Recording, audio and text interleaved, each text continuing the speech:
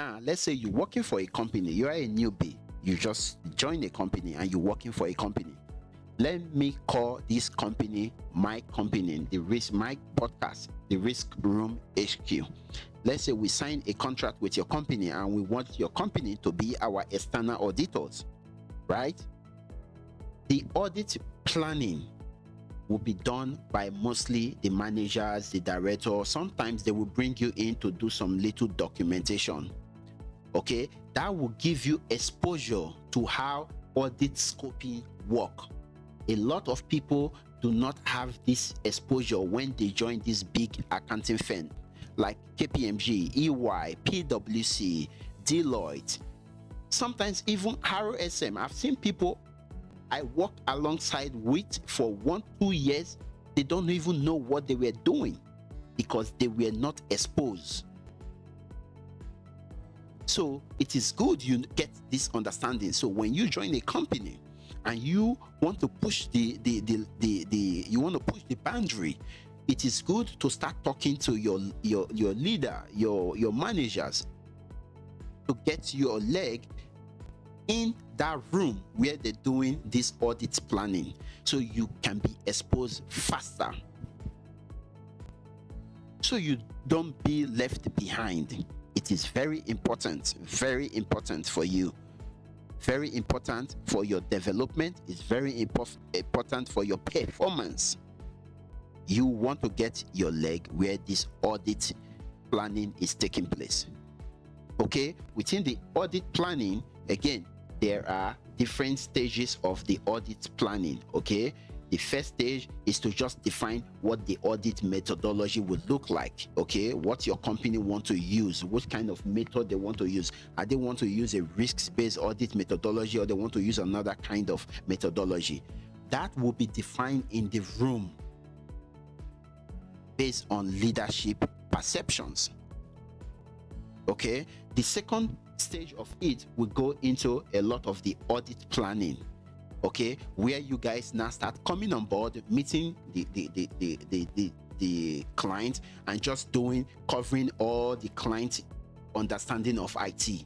You want to understand what kind of application the client is using, what kind of system they're using, what kind of audit this is going to be like, who are the teams, who are the business team, who are the IT team, you just getting the understanding of, that's why we call it the people, process and technology, right? You get to know the people, you get to know the functional team, you get to know the processes, you get to know the technology, you get to know how each of these technology interact with each other. You get to know if the client does most of his work offshore and just finish up the work onshore.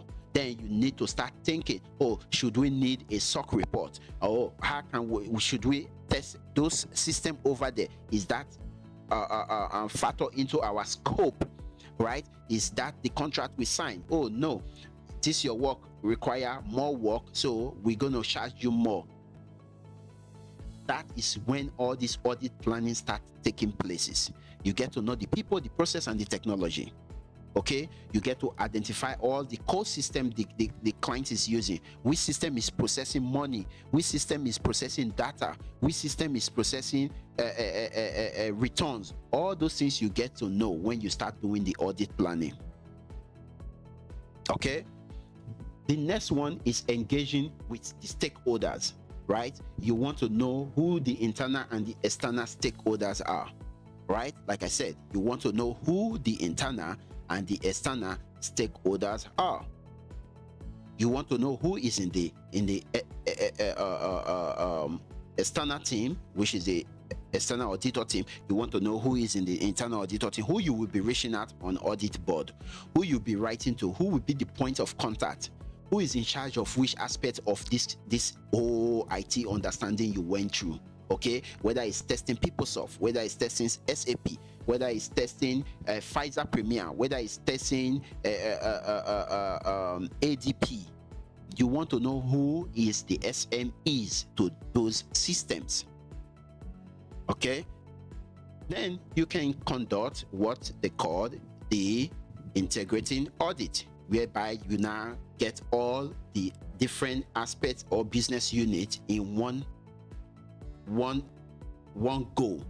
Finance, accounting, IT, everything together. You then conduct integrated audit.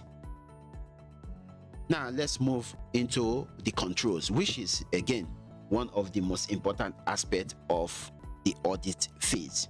Okay, the audit planning and everything. Again, when you start talking about the controls on all the system, right?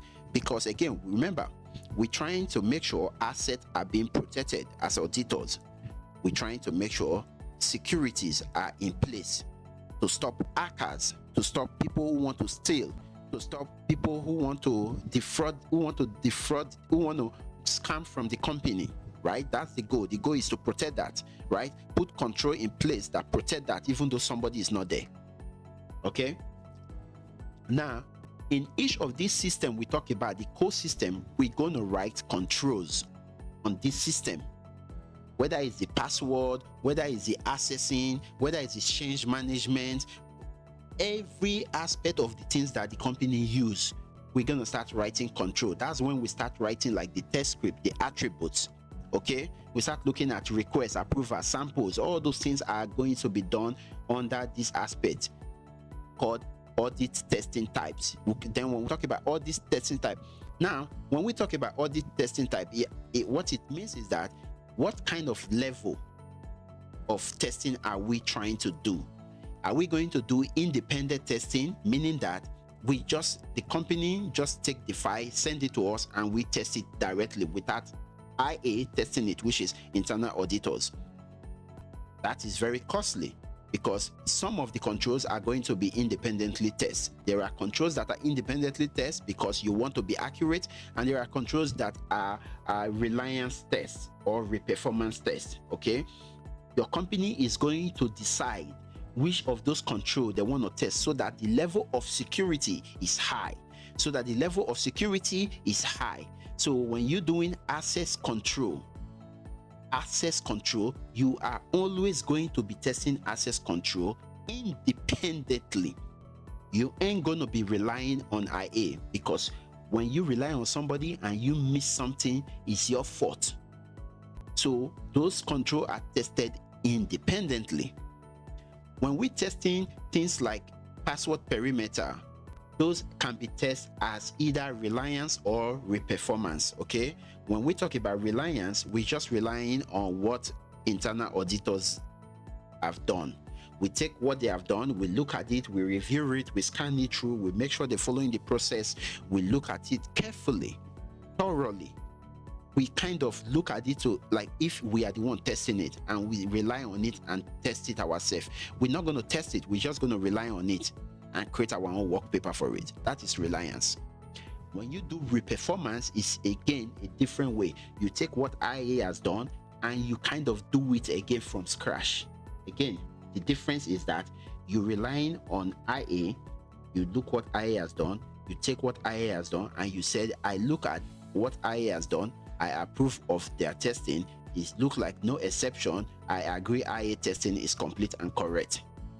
That is it. Okay, but when you reperforming it, you are saying, I looked at the control from the beginning, I reperform testing, and testing look appropriate. You are testing from the ground zero. Then when in this whole process, again, these are all the things you need to know, because some of the work are going to be done with this. Okay, this is just the audit planning phase. What kind of testing you're going to do, I'm just telling you what the testing look like, but these are like your managers, your director of planning, all this is going to mostly you come into play around this area. This is the area when you start coming into play. Up all year are done by the leaders, by the team lead, by the managers, but when you start coming down here, yes, you're going to be getting involved in this area. The discovery phase is going to get into like writing the audit narrative. What kind of audit are we doing? Are we doing an audit whereby we have to monitor certain data for this client, and we make sure that this data are accurate? Are we doing a testing whereby we have to come in and help the client close all their password? Are we doing an audit whereby we want to narrate how the client business look like from start to finish? We want to design a process for them. Audit are so many. There are different type of audit. It depends on the contract your company pick with the client. Again, the narrative, you are going to be part of the guys writing the narrative. Now, writing narratives are not fun. Okay, they are not fun. So you are going to design the process, then you're going to have to write the narrative. You will be doing that. Okay, you will be looking at the risk matrix as well for all the system. You're either going to have the risk matrix from IA, which is internal auditors, or your company has the method of performing a risk matrix, or your company use offshore team to do their risk matrix. So what they do is at that time, they collect the company risk matrix, they look at the system, they plug it into a data, spit it out, and they send it to a team, and the team just mash it up to the kind of risk each system provides. So let's say we're testing ADP, which does with a lot of payment or employee team. We say, okay, there is a high risk there that somebody will steal money or somebody will fake time. So we'll put that as, let's say, high level risk. Okay, then you're doing payment processing IT system. Those are most time high risk. Then we're doing access system. Those are high risk. But when you're doing like password perimeter, you're doing like minimum risk, low risk. Okay, so that the risk control matrix is going to define that. Your company can do an in-house risk control matrix, or they can send it to their offshore team in India, Mexico, anywhere, and that team will just put it together. First, you have to feed them with the data, what they need to do. Then they do it and send it back to you guys. Okay, sometimes it might not be you doing all this work. People are going to do some part of this work. You are not the one who is going to do the work from start to finish. No, that's not how it works. You can come in and they say, hey, yeah, this is the risk matrix. Pium, take. Okay, I want you to write a document on all the risk matrix. I want you to connect all the system together. I want you to build a visual visio. That could be your work for 1 week or a day on how fast you use those applications I mentioned above. The next thing we are going to look into is the control write-up.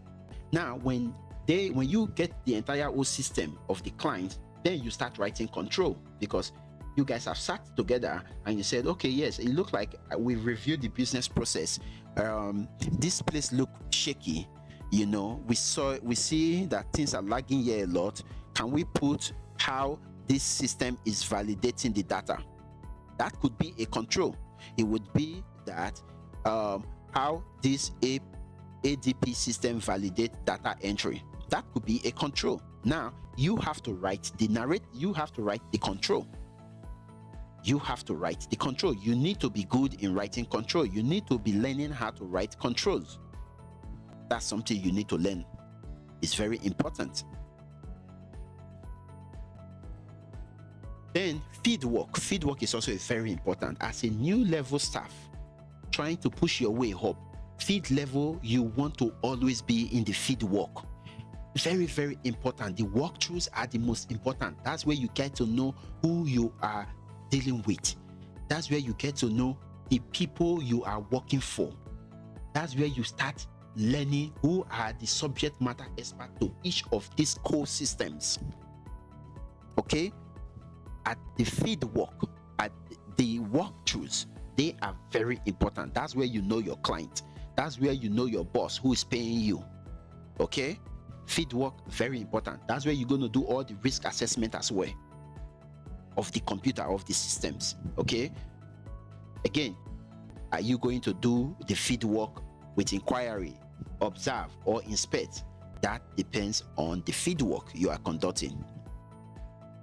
Then with that feed work, that is where we're going to be gathering all the evidence to then perform testing of the control. I will show you how a control look like.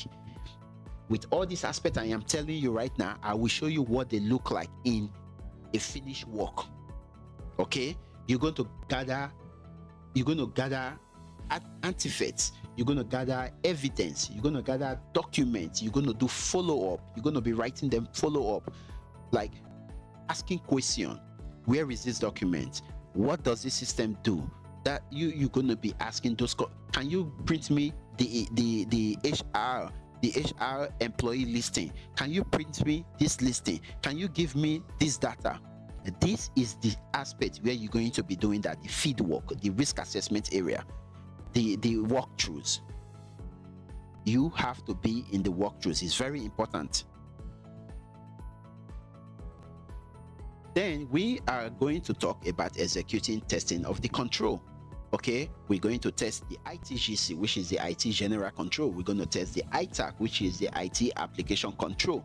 If you are working with banks, like I do work with a lot, most of my big clients are mostly bank, you are going to be testing key reports, like reports that tell financial transactions.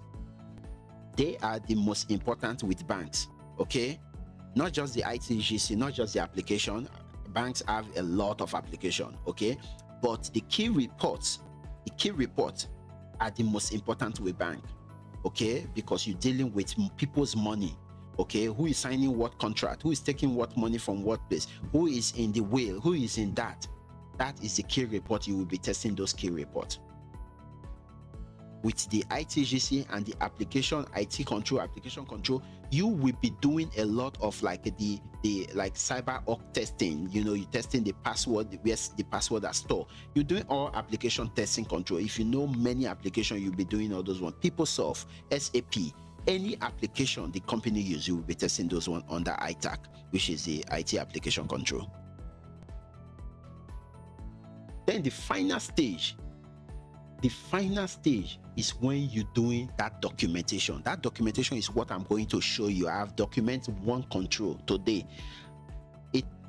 When I joined my firm initially, it took me sometimes 8 hours to test a very difficult control. And for a simple control, it took me around 4 hours. At that time, I didn't have the support.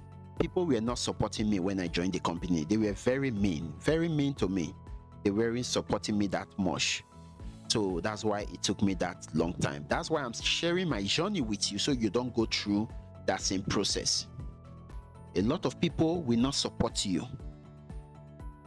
When I mean support, not just holding your hand, they don't want to tell you anything. They just want to see you fail. I'm telling you this first hand, okay? A lot of people want to see you fail. And when they don't see you fail, they get even more angrier.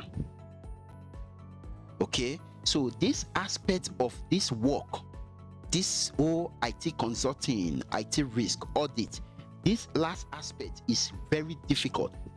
Sometimes you are documenting all these documents, because again, your document is what we call your deliverable, right? You're really not working and just going home. At the end of the day, your managers, your director are going to ask of your deliverable. Where are your deliverable? This is where your deliverable come into place. At the end of the day, when you finish working, you're going to have to send them your work paper to say, I have completed this task. And if you don't know what you're doing and people are not helping you, you are going to find it's difficult to complete a work paper. So that is why it's very important for you to know this. So you will be reviewing the testing, okay? You'll be reviewing testing, you'll be doing documentation, testing, analysis. You will be doing, you will raise any issue. If you find any issue, you will raise it for management conversation, so that if that thing is not working as intended, you will have to raise an alarm so that it goes the control phase and it goes into remediation. Okay, you don't want to miss that, because if you miss it and the regulator catch it, yeah, that is a fail audit. Okay, you don't want to fail audit. Then later on, after you're done with all this testing and everything, Then you guys can prepare control summary, right? Again, very PowerPoint heavily presentation where you write all the control at what was done, control naming, control description, control everything, control testing, who tests that, how the testing was, it, if there is a complementary control. That's that documentation you are going to be doing. You are going to be part of the people preparing that document. Mostly is the director that prepare it, but you are going to be the one doing the heavy lifting. The director is just going to do the fine-tuning and polishing. That's why it's important to know how to use PowerPoint. Okay, then when you guys are done, you take that final presentation, right, to a soft Q&A with the regulators to discuss the testing. If the regulators find something as an issue, they will send it back for remediation for you guys. Okay.